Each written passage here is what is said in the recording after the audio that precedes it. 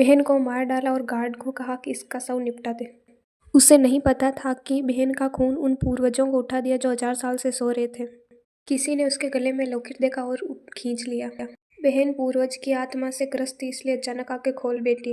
अंगरक्षक भाग गए। पूर्वज खड़ा हुआ और उसके मन में उस लड़की की दुखद यादें उमड़ आई।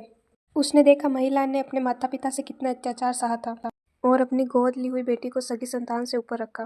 वह सोचती है परिवार में ये स्थिति कैसे आ गई और क्रोध में घर पर जाती है। अंगरक्षकों ने उसे घेर लिया। उसने हाथ उठाकर सभी को गिरा दिया।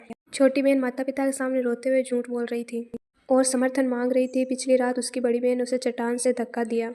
बड़ी बहन गिरकर घायल हो गई और उसने उसे पकड़ लिया था। बहन ने गिरते समय उसको लेकर मरने की कोशिश की, लेकिन उसने बहन की कलाई काट ली, इसलिए उसे हाथ छोड़ना पड़ा था। माँ ने देखा और कहा कि यह बड़ी बहन की गलती, और पिता ने गुस्से में कहा कि बड़ी बहन को वंशावली से बाहर कर दिया जाएगा। तभी हॉल में आवाज गूंजी और वह महिला जीवित दिखने लगी। ये देखकर छोटी बहन काफी घबरा गई। पिता ने आरोप लगाया कि उसने अपने रिश्तेदारों को नुकसान पहुंचाई। नियम के अनुसार उसे वंशावली से बाहर निकाल दिया जाएगा।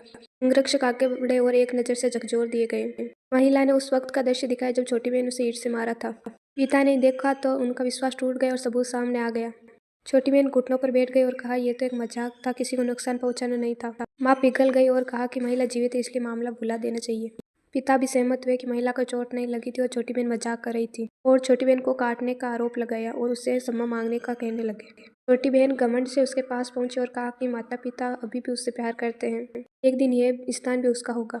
महिला की ठंडी आवाज फिर से गूंजी और उसने अपने चाचा और पिता का निंदा की कि पूर्वजों के सामने उन्होंने इतनी बड़ी गलती की है कि गोद ली हुई बेटी को सर्व माना और अपने रक्त को ठुकरा दिया। ऐसे कर्मों के लिए पूर्वजों के सामने प्रायश्चित करें।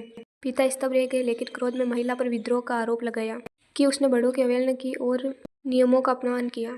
अपने घुटने टेक कर पाप स्वीकार करने चाहिए। महिला ने कहा कि वह घुटने टेकेगी तो पूर्वज उसे सहन नहीं कर पाएंगे। छोटी बहन ने कहा, पूर्वज सर्वश्रेष्ठ शक्ति है, साधारण बेटी के झुकने से कुछ नहीं होगा। महिला ने सबको चेतावनी दी कि पूर्वज उसकी क्षमा सहन नहीं कर पाए तो स्वर्ग की ऊर्जा पलटवार करेगी। उसने पूछा, क्या बहन 10,000 पीढ़ियों का पाप का भार उठा पाएगी या कुलपति पूरे परिवार के विनाश का बोझ सहन पाएगा? पिता ने इसे बकवास माना और उसे झुकने को कहा कि चाहे आसमान क्यों टूटना पड़े, वह स्वयं दंड भुगतेगा।